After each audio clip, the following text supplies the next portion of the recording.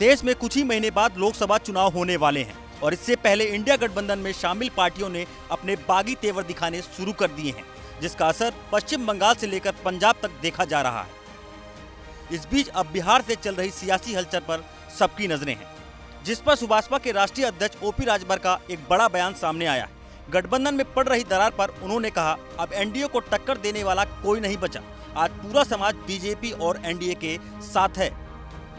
आज एनडीए के सामने, भारतीय जनता पार्टी गठबंधन के सामने कोई लड़ाई नाम की चीज़ नहीं रह गई है।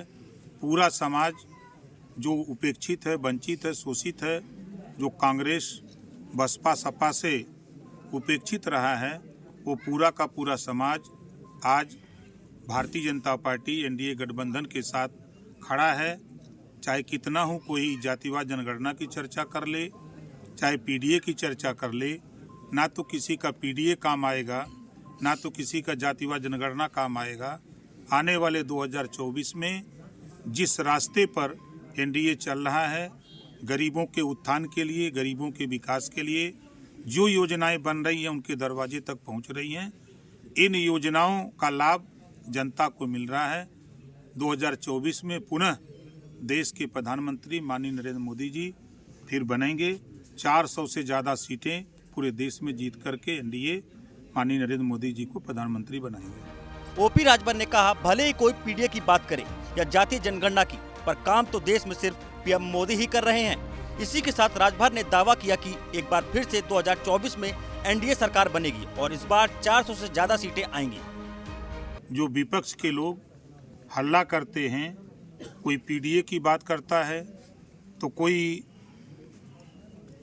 पिछड़ों की बात करता है, लेकिन काम माननीय नरेंद्र मोदी जी कर रहे हैं।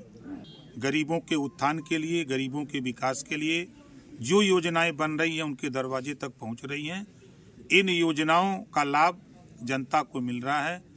2024 में पुनः देश के प्रधानमंत्री माननीय नरेंद्र मोदी जी फिर बनेंगे।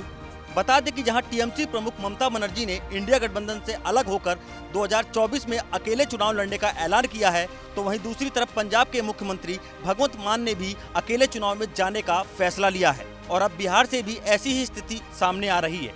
कुल मिलाकर विपक्षी गठबंधन चुनाव से पहले ही बिखरता नजर आ रहा है। तबकि इसको लेकर बीजेपी नेता पहले से ही कहते आ रहे हैं कि ये गठबंधन ज्यादा दिन नहीं चलने वाला, चुनाव होगा नहीं या उससे पहले ही गठबंधन बिखर जाएगा और ऐसा ही माहौल अब बनता जा रहा है। अब सियासी बाजार में चर्चाओं का दौर जारी है कि सीएम नीतीश एक बार फिर कहीं बीजेपी में न चले जाएं। भारत की बात रोहित सिंह सावल के साथ सिर्फ एबीपी न्यूज पर।